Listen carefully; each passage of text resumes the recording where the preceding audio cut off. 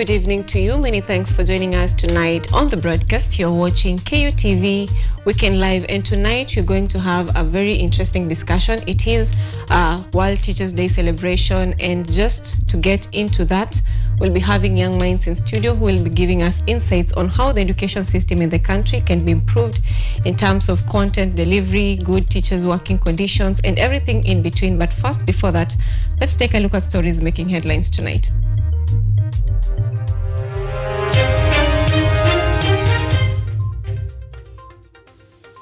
I've wronged you. Please find it in your heart to forgive me. Forgive me, Mr. President.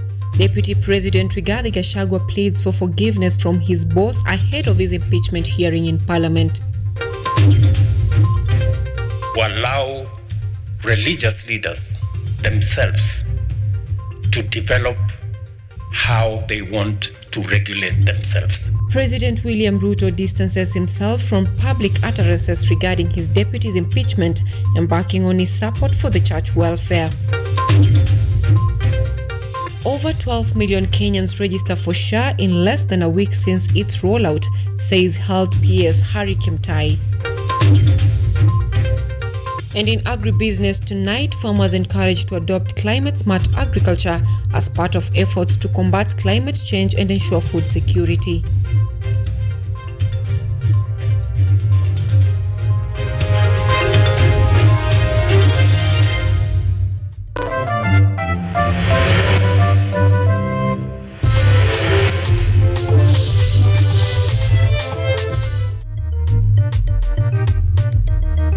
This is Weekend Live with Anyango, Sylvia. That's right, and our sign language interpreter tonight is Lucy Kiari. Remember, this broadcast is also live on YouTube at KUTVNEWS Kenya, and you can engage with us, talk to us on our social media platforms. That is on X at KUTV_Kenya, at Anyango Sylvia KE. We begin. Ahead of the D-Day meeting with parliamentarians who will determine whether to remove embattled Deputy President Rigathi Gachagua from office through impeachment, the second-in-command has today took it to the church to plead for forgiveness from his boss, President William Ruto. This comes a day after the completion of public participation forums across the country that saw Kenyans giving divergent opinions and instructions to their area members of parliament on how to go about Gachagua's fate.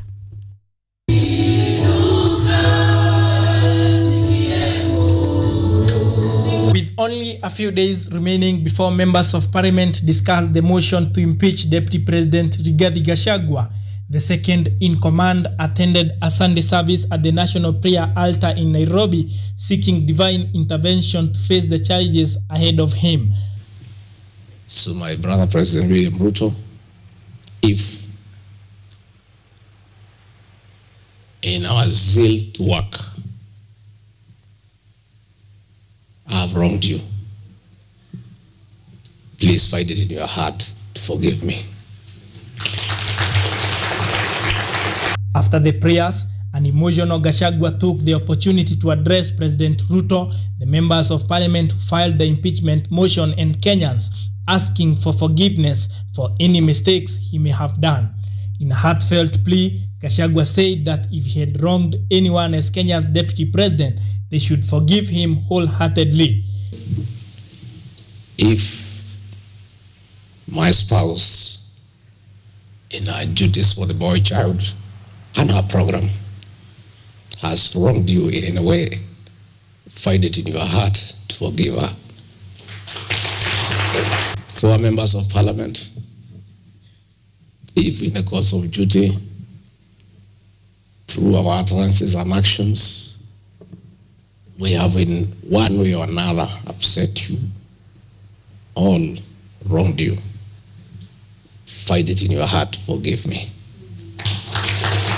Referring to his past remarks about shareholders when he assumed office in 2022, Gachagua explained that he was thanking those who elected him and Ruto to office. This comes amid an ongoing motion in parliament seeking to impeach him, which the motion's proponents claim is due to significant misconduct and constitutional violations. That in appreciating our people, and the support they give the president and I, probably our utterances made you feel uncomfortable. We did not mean bad. We were simply appreciating the people who voted for us. And if you feel that we rubbed you the wrong way, please find it in your heart to forgive me. For now, Gachagua remains anxious as he awaits the outcome of his prayers to stay in office until 2027. Dennis Munyi, KUTV. The Social Health Authority, SHA, has today assured all registered SHA beneficiaries of free access to primary healthcare services under the Primary Healthcare Fund at dispensaries, health centers, and selected Level 4 health facilities and emergency services, urging Kenyans to ensure they register their dependents as well while transitioning to the new health insurance scheme. Speaking during a press briefing held at Social Health Authority headquarters in Nairobi, SHA chairperson Abdi Mohammed mentioned that the authority has made significant steps in registering Kenyans into the new model, highlighting that services are currently available on the SHA e-claims portal. This comes as Kenyans continue to raise concerns about the transition of SHA, the quality of health services with the new model, with many patients remaining stranded in accessing health services.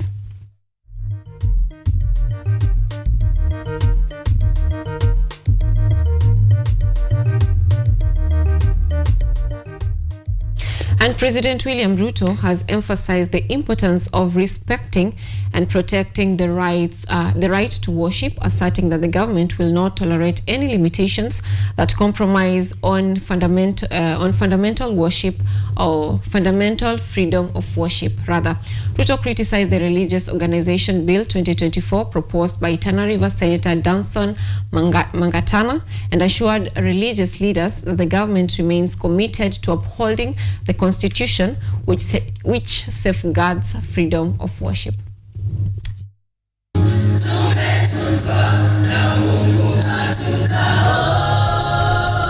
President William Ruto has assured the church that his government will not allow the freedom of worship to be obstructed amid a proposal to introduce a code of conduct for Kenyan religious centers. Speaking during a church service on Sunday in AIC Milimani, Nairobi, President Ruto stated that he will ensure churches are protected from freely practicing their faith, firing a warning at those seeking to censor their practices. Christians, as different religions, we will make sure that we protect the freedom of worship in Kenya. And I want to ask those who have ideas to allow religious leaders themselves to develop how they want to regulate themselves and how the church, how religious organizations are going to go forward. Ruto further noted that religious leaders should be allowed to develop their preferred policies on how they would want to be regulated. The president's sentiments lie on the backdrop of a proposed draft law seeking to introduce a code of conduct that will require churches to submit financial returns every year to the government in a bid to tame religious extremism and extortion. Religious body in Kenya will decide how they want to make sure that the freedom of worship in Kenya is protected. And I want to give assurance to the church and to the religious institutions in Kenya that we will defend the right and the freedom of worship in Kenya, and it will not be compromised in whatsoever manner. The draft Religious Organization Bill 2024, which was presented to Ruto on July 30th and proposes the establishment of Religious Affairs Commission to oversee religious matters, as every religious institution in Kenya will be required to furnish the commission with financial returns, accounts, register of members, and other documents as required. The proposal has been harshly refuted by religious leaders, as many have argued that it may put many religious organizations at risk of facing closure. Dennis Munyi, KUTV. The government's Nyota initiative aims to increase the skills of youngsters and empower them to create wealth. Sports and Youth Affairs Cabinet Secretary Kipchumba Murkomen praised the Weekend Academy program for empowering youngsters in academic subjects and aligning with the government's National Youngsters Opportunities Towards Advancement, Nyota. Cabinet Secretary, Ministry of Youth Affairs, Creative Economy and Sports, Kipchumba Murkomen, attended the graduation ceremony for 6,000 graduates of the International Youth Federation at the Moi Sports Center, Kasarani Indoor Arena. According to Murkomen, the government's Nyota initiative aims to increase the skills of youngsters and empower them to create wealth. I am inspired to note the alignment with our National Youth Opportunities Towards Advancement program, otherwise known as Nyota, which provides a platform for youth to unlock their potential, build resilience, and secure a better future. The training of life skills and embedding of positive mindset will benefit all Kenyans in the 47 counties in Kenya and in the 1,450 wards across the country. Murkomen added that the Mind Education program has helped youths develop important values and decision-making abilities, having a significant impact, stating that education is the most potential tool to bring about global change. The impact of this training has been profound. Its ripple effect is not just evident in the expansion of IYF academic classes across the 50 branches, but more importantly, the lives of young people across the country. These youth have now have the opportunity to learn from the newly trained officers, shaping them into better individuals who can contribute positively to the society.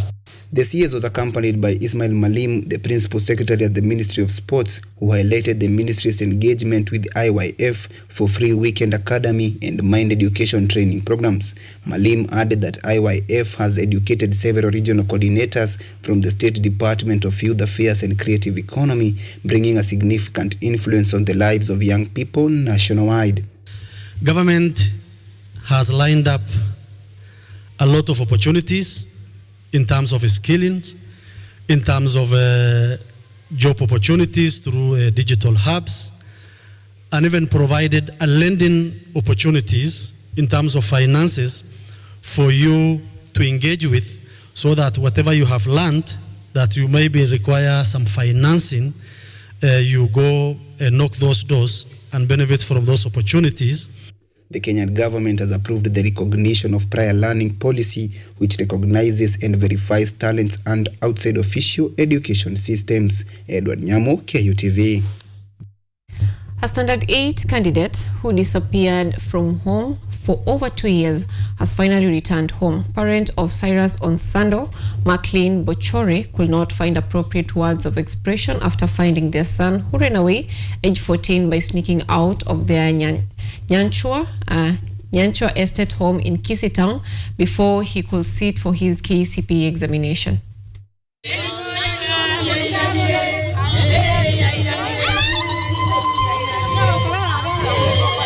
The family of Cyrus Onsando has every reason to smile after their son, who is now 16 years old, was found in landlord's apartment after being lost for 2 years. Speaking to the media, the teenager says he had decided to leave his home for greener pasture at Mai Mahiu in Nakuru County, where he was hired as a farmhand to tend poultry. Cyrus later was relocated to Naivasha for the same job. Surprisingly, he was conscious of the pain and stress he had, so he visited his parents and apologized to them. Mai Mahiu nikapata kazi huko, kafanya katafutiwa kazi ingine Naivasha, kafanya kazi ya kuku huko, ndio leo nimeamua kurudi.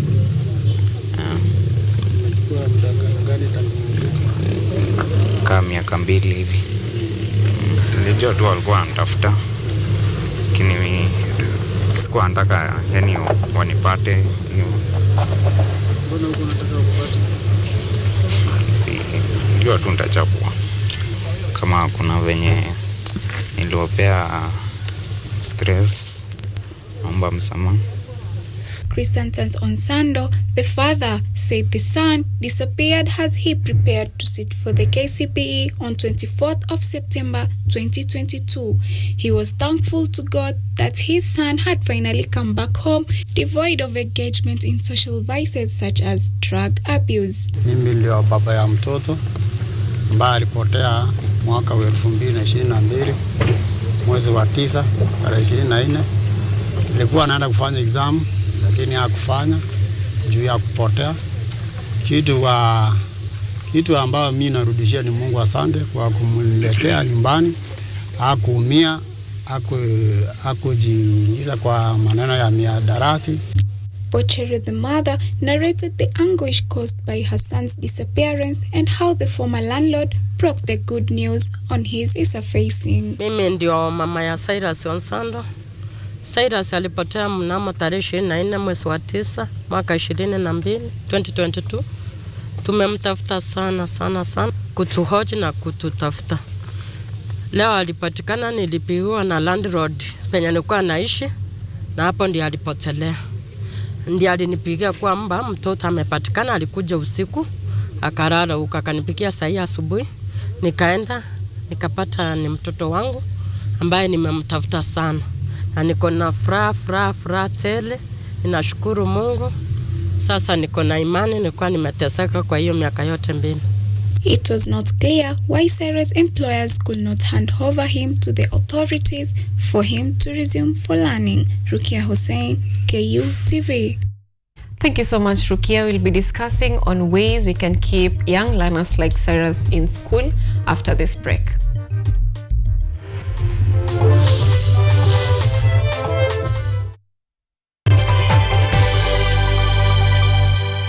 Are you an aspiring media practitioner, a graduate, or you just want to advance your skills in television production? Then welcome to Kenyatta University, where education meets innovation. KUTV, the premier university television station in Kenya, is now offering short courses in TV studio, field technical operations, and video editing.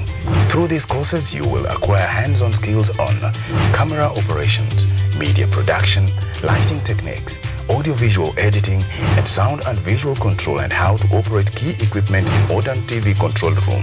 Enroll today at KUTV and discover your full potential in cutting-edge TV broadcasting. Graduates of these courses will receive professional certificates. For more information, visit our offices at KUTV Studios or call us on 020-870-4252 or 020-870-4255 or SMS us on 0739-110-544.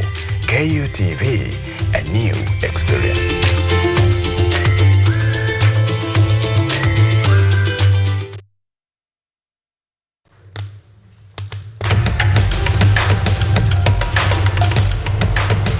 Access to knowledge.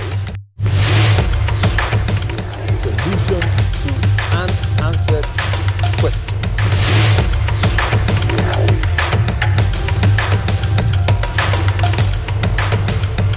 Guidelines to pursuing your rights and repossessing your property, intellectual or material. This and more only on Law Matters.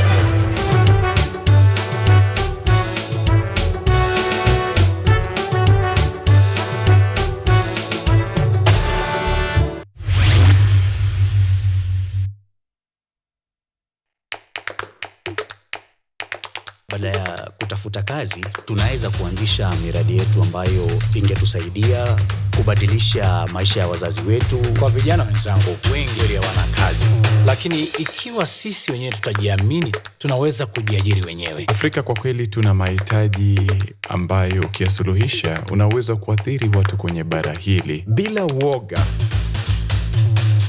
watu huwa na uzalishaji zaidi, wanajawa na ujasiri, wanakuwa wabunifu na wanakuwa wenye maarifa. Niliamua kuacha kazi. Hata kama sitafanikiwa, nitakuwa nimejaribu, nitakuwa najua haiwezekani. Hakuna kitu cha ajabu hapa. Kila anayepata ufanisi hufanya kazi usiku na mchana. Kitu kitakusukuma na kuwezesha kupata maarifa ambayo hukuwa nayo. Tunajaribu kutengeneza kitu kitakachopita mipaka ya nchi hii. Ikiwa unataka kubadilisha ulimwengu, anza na nyumbani.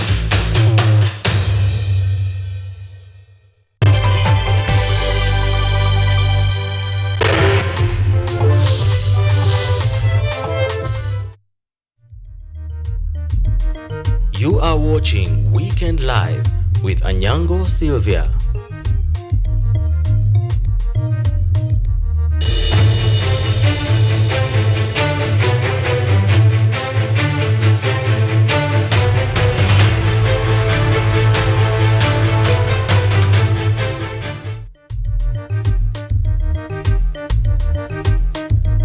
Welcome back. Remember to keep engaging with us on X at KUTV_Kenya at Anyango Sylvia KE. Now, farmers in Migori County have been urged to adopt climate-smart agriculture as part of efforts to combat climate change and ensure food security in the region. Governor Chilo Ayako emphasized the importance of innovative farming practices to enhance productivity and reduce the adverse effects of climate change.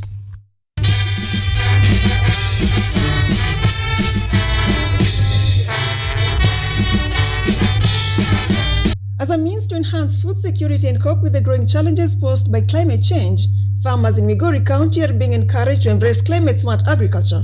During the Southwest Kenya Branch Agriculture Show at Lichota Grounds, Governor Chilo Ayako stressed the importance of adapting modern farming techniques to ensure sustainability, particularly for small-scale farmers. We are committed to introducing our farmers to climate-smart agriculture.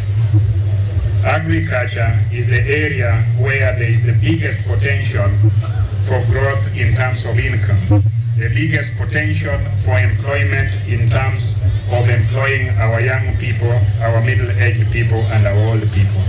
And it has the biggest potential to feed ourselves, to feed the nation, and also to feed our neighbors. Climate-smart agriculture aims to address the impacts of climate change by boosting agricultural productivity, securing food supplies, and minimizing greenhouse gas emissions. Governor Ayako highlighted ongoing efforts in Migori County, such as providing farmers with drought-resistant seeds, including maize, beans, and sorghum, as well as finger millets, to ensure food supply in the country. We are providing to our farmers incrementally resilient and short-term maturing seeds that can survive in areas ambayo mvua iko chini. And in Migori County, we have been categorized as among the 8 counties in the nation that can guarantee security of maize. Migori County as a county is among the 8 counties. We are providing our farmers with maize seeds, bean seeds, sorghum seeds, sunflowers, rice seeds, and finger millet.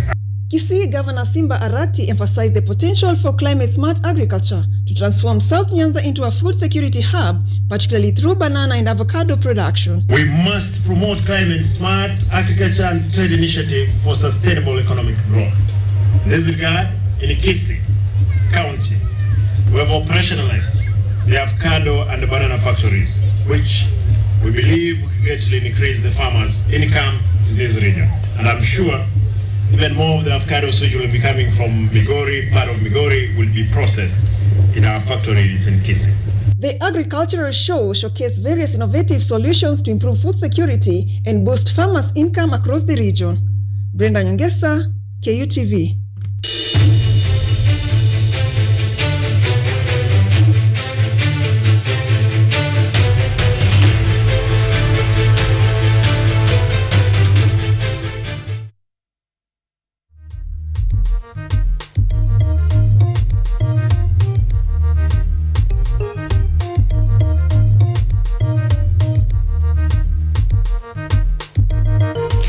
Now, after that agribusiness news, we are going straight to our interview tonight, where we will be giving you insights on how to improve education systems in Kenya. And our guests are already with us tonight in studio. We'll just take a quick introduction, and then we proceed. Begin with it. Good evening.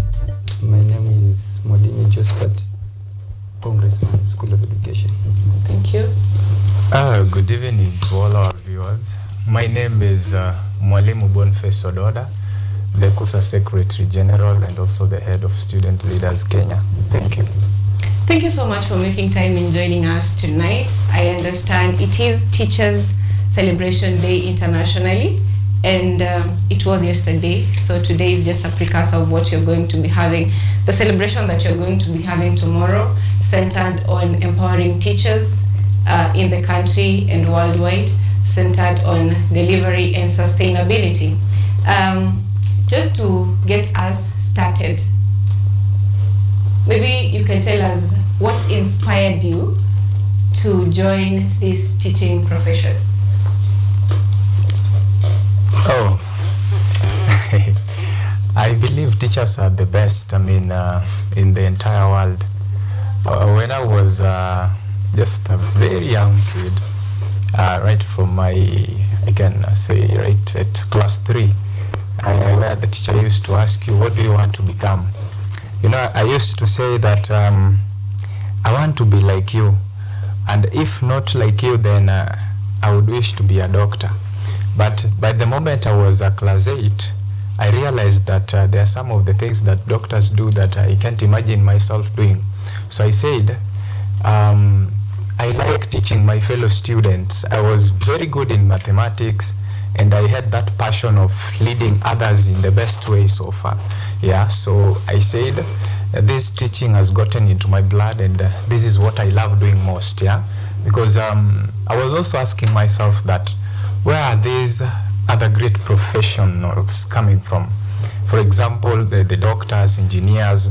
Then I realized that all of them have to pass through the hand of a teacher. And I want to be a maker, yeah? Someone who defines, another person's trajectory and even their destiny. So I said, no, as a good leader and as someone who yearns to make others, teaching is the best for me.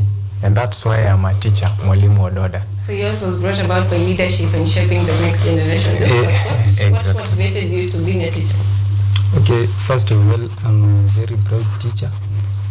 And what motivated me, number one, I like to nurture.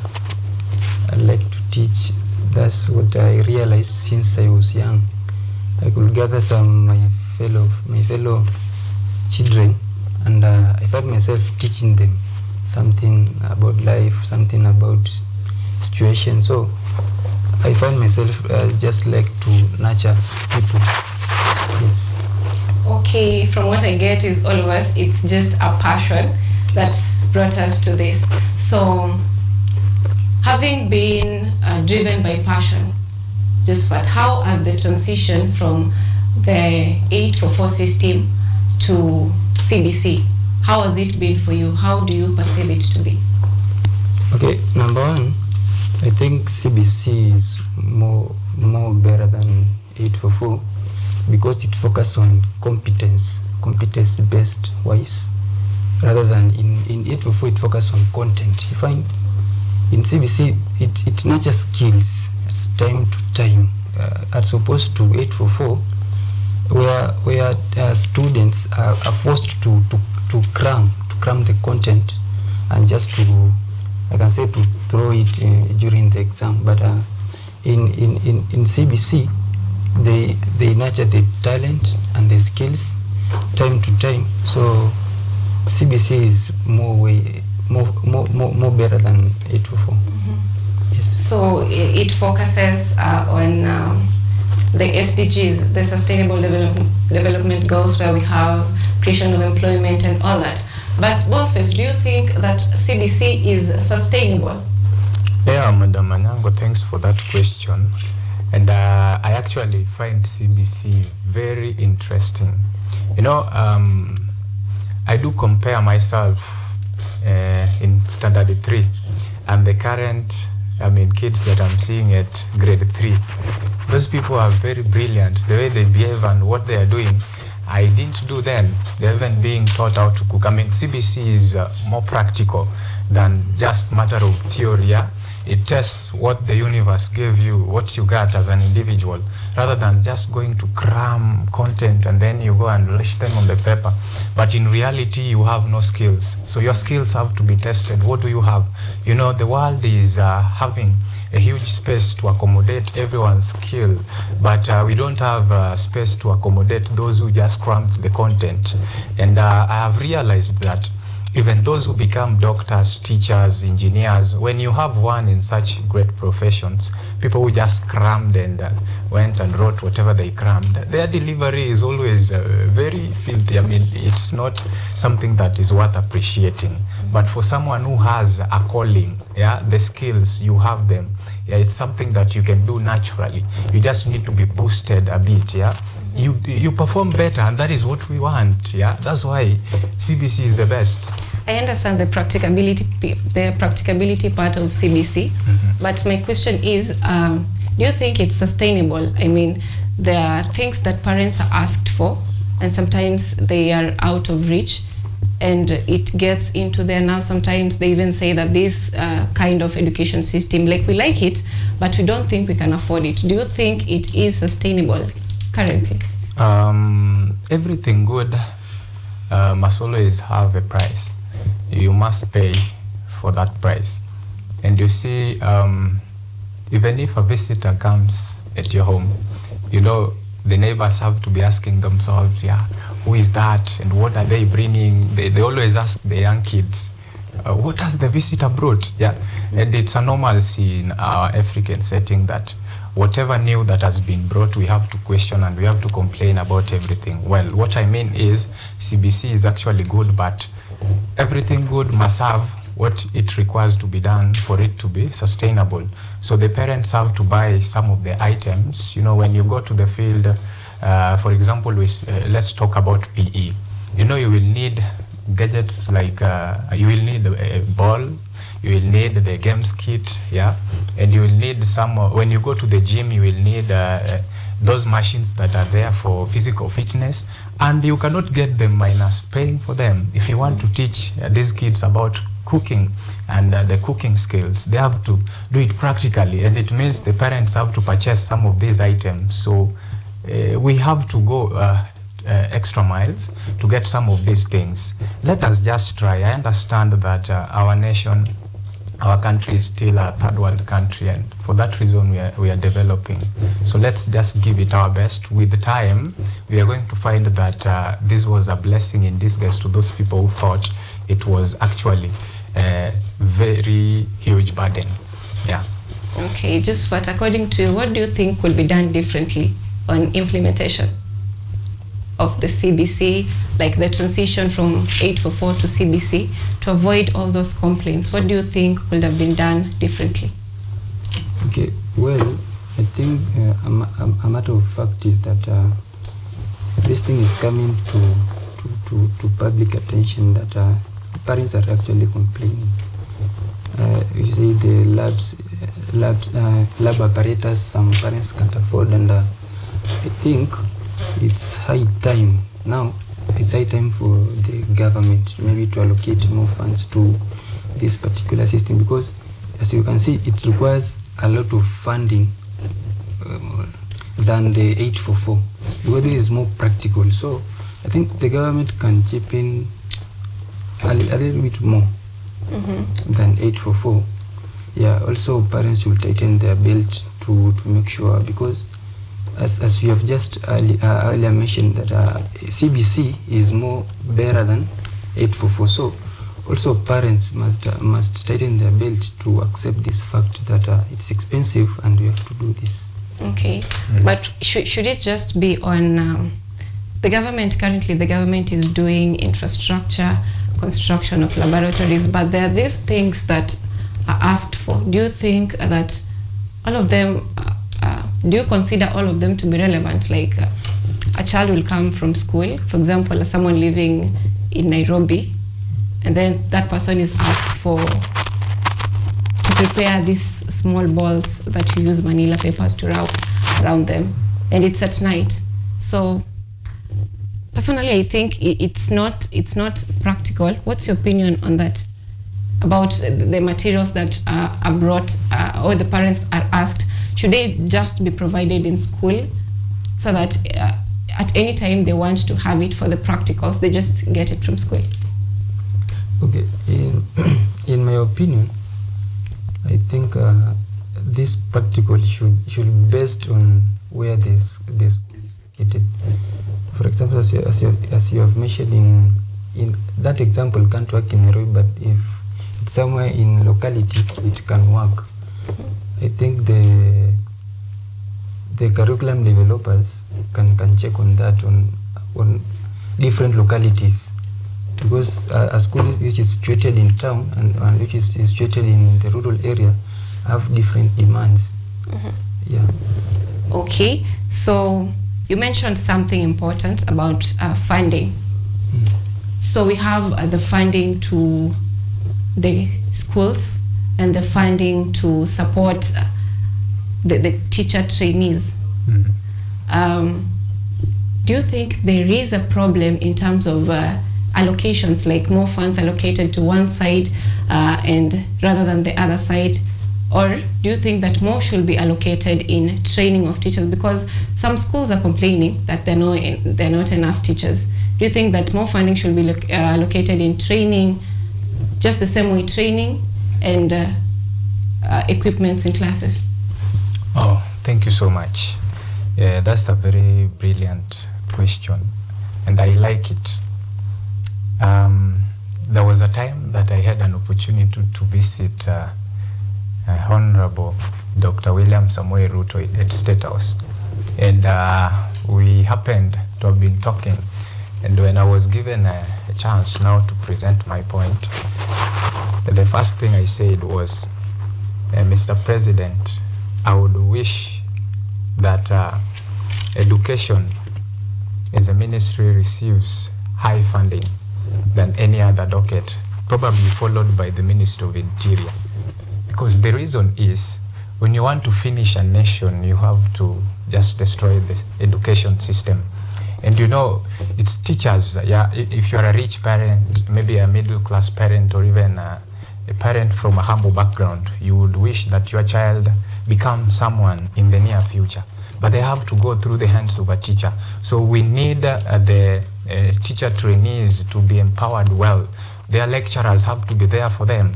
The public universities are having deficit of teachers, and we need to have enough numbers of lecturers to increase the length of services being provided, and their potential. So this funding to the universities, to the docket, the Ministry of Education as a whole, should be increased than it is done to any other docket. That would boost us. That's why you can see as student leaders, we even fought against the new funding model, and now the court has halted it. And again, I'm also amongst the committee that was constituted by the president, so that we can look deeper into this matter to ensure that everything that our comrades are going through, my fellow teachers from School of Education are going through, these things are going to be resolved, so that we have a clear path to tread on. Yeah.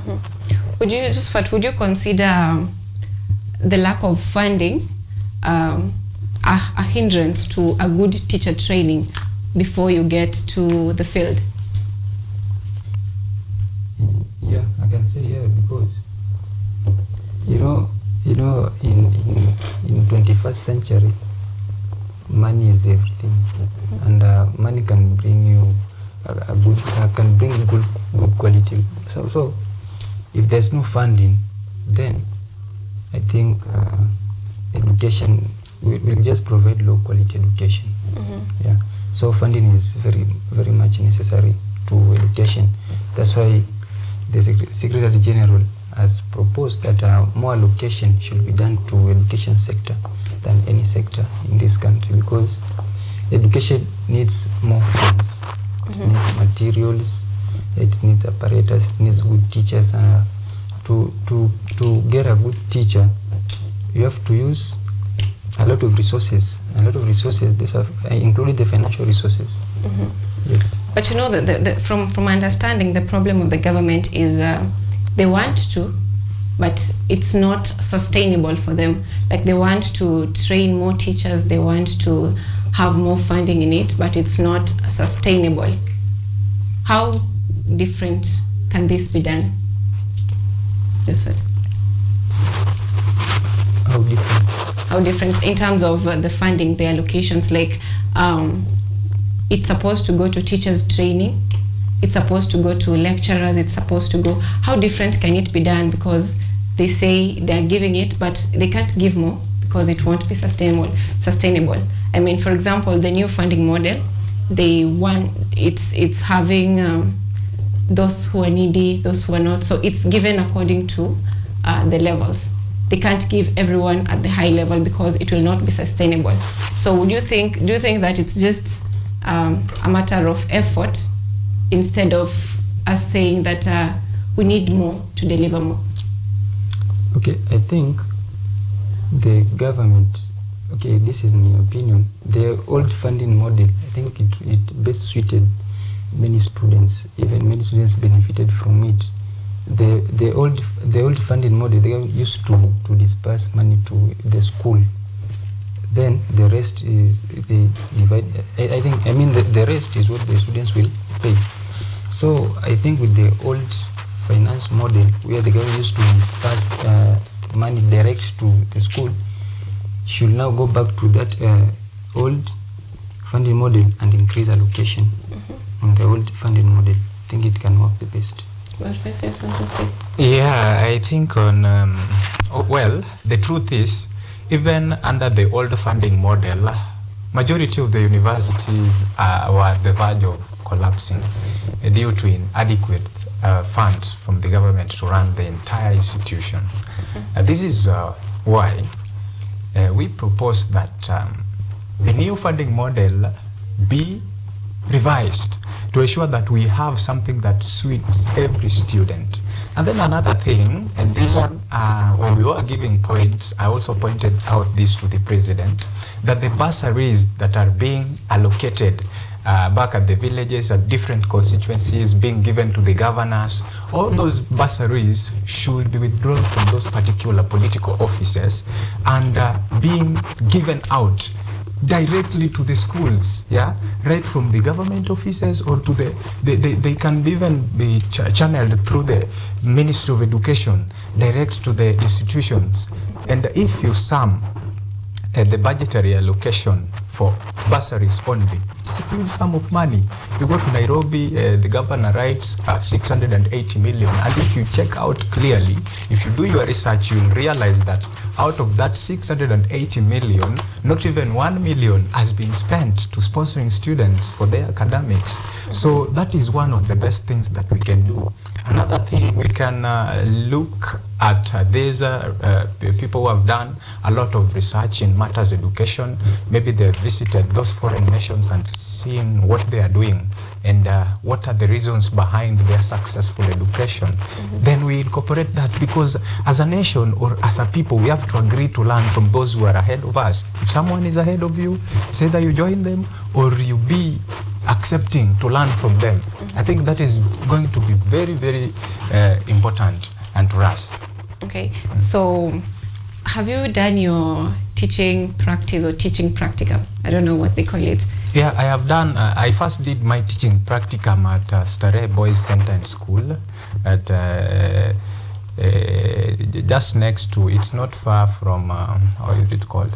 It's General Lumumba, something like Waruinge. Yeah, General Waruinge Highway. And then I did my teaching practice now.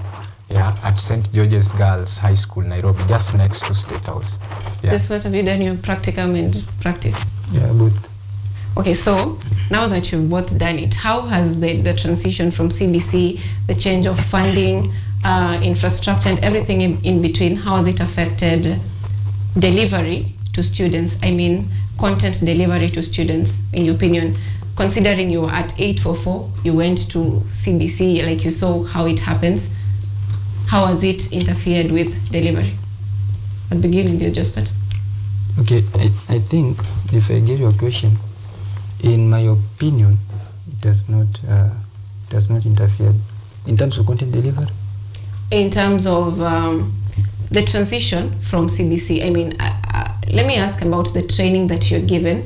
Is it preparing you to meet the CBC? Because most teachers who are in classes, they complain that they're given, maybe it's a teacher of maths and physics, and that teacher is supposed to teach agriculture and all that.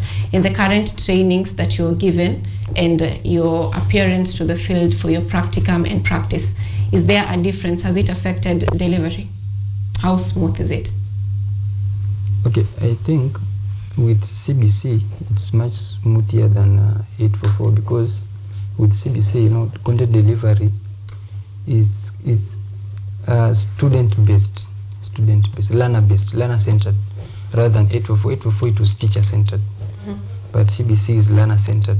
So I think with CBC and how we are taught in Kenyatta University, I think the content delivery-wise is much better than 844. Yes. Yeah, allow me let the public know this, that Kenyatta University is the best institution in offering education course. In fact, in both East and Central Africa, and we are known in the entire world. And I want to applaud all those people who brought the CBC curriculum in KU.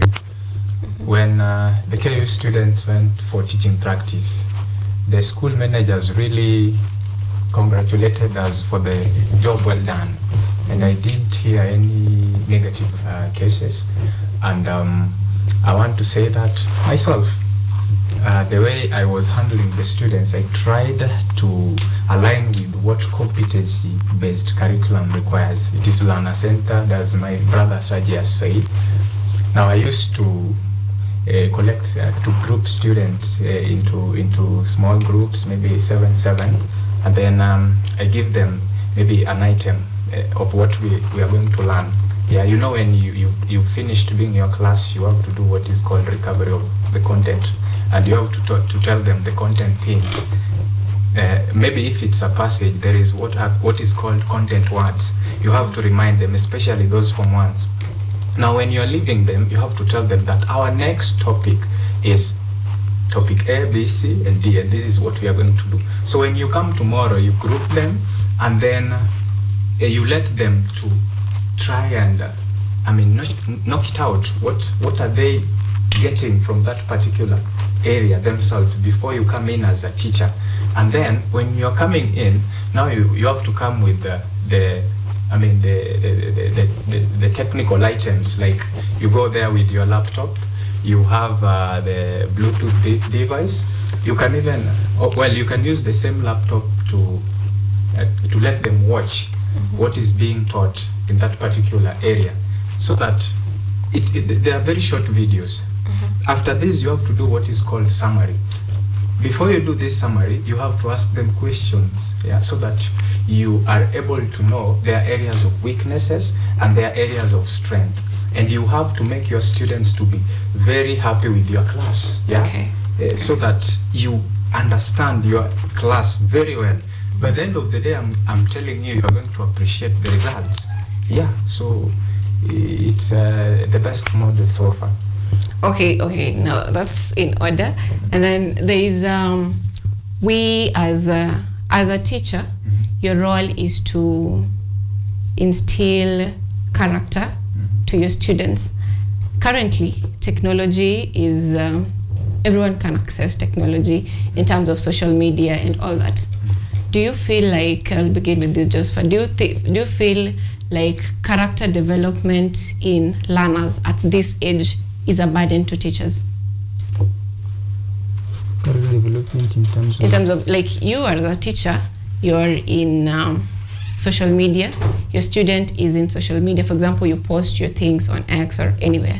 Your student is also there, and you're supposed to be guiding this person. And it's not like back then where, we worship teachers. Like, you never knew a teacher. You just knew a teacher in class, the way he gives orders and all that. Do you think that technology has slightly brought a change in how teachers instill more character to their students? Okay, well, I think with technology, when we are delivering a content via technology, we are very selective with the students. We can't allow some negative aspect of technology to go to them. So in this point, on the same point, technology has really helped. Technology has really helped for content delivery to students, because when students see something, it's like it records. He or she records in his mind. You see, you teach, and at the same time he sees. So there's that visual. There's that aspect of education, learning using technology in terms of maybe practicals and all that. But I'm talking about character-wise, the character of your students. Like, a teacher is responsible for almost 70% of a child's character. Do you think that it has changed, it has become either easy or hard with the current technology? Easy. Easy? Yes. Okay, one face for you. Yes, I think a bad workman in hand must just quarrel with their tools. When we speak of a teacher in the current times, in the current world, we live in a very civilized world. Times have changed and everything is changing too fast, actually, and that's why we say time flies. Now, at hand, we have the technology, and we also have these other resources, like that's the physical textbooks. We also have the soft copies, the PDFs, and even the images.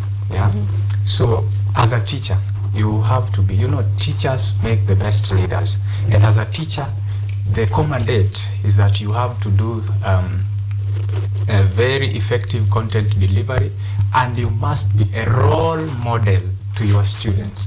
So by being a role model, and in your hand you have technology and also these are the physical resources, you have to guide your students on how they can handle this, because as a teacher you are responsible. Teachers spend more time with these kids than how their parents do. So you have to be responsible as a teacher, guide them well, and you have to restrict them that you should not let yourself use site A, B, C, and D. And you have, when you're giving them an assignment and you want this assignment to be done online, you can tell them that I have shared with you a link. Simply go to this link and do ABCD. And I have given you time. The assignment, once you open the assignment, it's going to count. The students are they are going to be restricted on how to deal with this assignment, and they won't have time to explore other sites. It would really help. So it all begins by the teacher themselves. Okay. Now, the current teachers who are entering schools, most of them are Gen Z. And I hear them saying, I only do quality for the money I'm given. So most of them will say, I only go to school, I was employed and paid to teach chemistry. So someone goes, teaches chemistry, and gets out of the class without considering the social welfare of the students. Do you consider taking care of your students socially a burden? For me, I call teaching, to me teaching is a call, and I would like to inform my fellow teachers that they are more of parents to those students. And as a child, whatever you teach, as a parent, whatever you teach your child is what they'll emulate. They'll grow into that. So, and we also have the guiding principles or the dictates that a teacher is supposed to show the students. For example, how you put on, there are some of the attires that are forbidden. Teachers cannot put them on. If you put that on, then you're going to be fired. And I like to tell people, if you do not want to be more of a parent to your students, then choose another profession. There are so many professions, and being a teacher is really demanding, actually. But you have to be the role model, be what you would like those students to be in future. You see, it's very good for a student to look at you as a teacher and say that, you know what, in as much as I may not want to be a teacher, or in as much as I may want to be a teacher, I don't know if at one point I would ever match Mwalimu blah blah's standards. Be that teacher. And you also have to change with times. Being that we are living in a very different time, and you are a Gen Z, there is nowhere written that Gen Zs you must put on the way you like. I am a Gen Z, but I think, okay, he's also a Gen Z. We are putting on very decently. You are a Gen Z, and just look at how you're putting on, and also our colleagues here. Yeah. So I bet you have to bow to the principles of your profession. Thank you so much. Now, as we conclude, as we conclude with the closing remarks, it is a year where we are celebrating, or we are pushing for teachers' empowerment, and this is in terms of work welfare, in terms of their mental health, their financial welfare also. Just what do you think can be done differently to ensure that teachers are well taken care of? Okay, first to begin with, we celebrate this day not only to show appreciation to teachers, but also to create awareness on importance of teachers in our daily lives. And so the teachers are experiencing multiple of challenges, from low wages to poor working conditions, and so on and so on. So it's time to bring into attention, or to bring into light, teachers to be given support, to be considered as important people in the society, so as they give support. Government, you see, in other countries, in Western countries, a teacher is valued even more than a doctor. A teacher is paid more than a doctor, because what a teacher can do, what a teacher does, is very much key to this society. So I think it's high time that our teachers need to be supported, need to be valued in society, need to be respected. Okay, first, what should be done differently? Yeah, I bet that teachers must be respected, and if the government wants this nation to prosper, then they have to take that docket of, Ministry of Education seriously. Let it receive adequate funding. Let the teachers, the lecturers be appreciated more. Let the salary increment be there. Let them stop the corruption that they've all been confessing that on a daily basis we lose billions. Where are we losing them to? And who are these who are taking these monies? What are they using them for? So we have to stop these kind of atrocities and bring our nation into light. Lastly, whenever anything good is being planned, let them ensure that they also incorporate teachers as parents and also as leaders. Teachers are natural leaders. An example, we had Mwalimu Julius Nyerere, we had Mwalimu Emilio Kibaki, a very excellent leader. And here we have Mwalimu Ododa. Everyone has seen my leadership in KU. We also have Mwalimu Sajay, and teachers have to be respected. They have to be brought to book and also to the table of where these policies that are injuring our learners are being discussed, so that we can give credible solutions to ensure that our education is really of great intent and produces high-skilled laborers. Thank you so much. Thank you so much. That is Mwalimu Boniface Ododa. He is the KUSA Secretary General, and Josephat Modime, School of Education and Lifelong Learning Congressman. Thank you so much for making time. Now that is it for the interview tonight.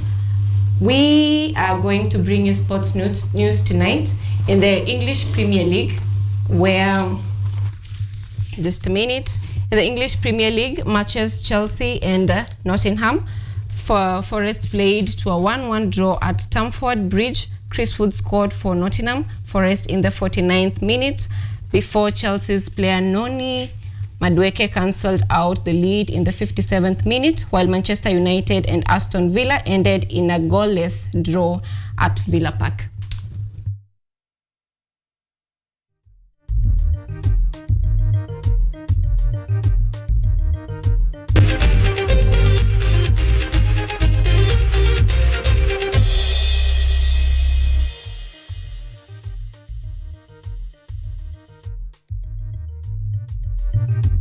Thank you so much for choosing KUTV and for staying with us this far. Our sign language interpreter tonight has been Lucy Kierie and Anyango Sylvia. Have a good night.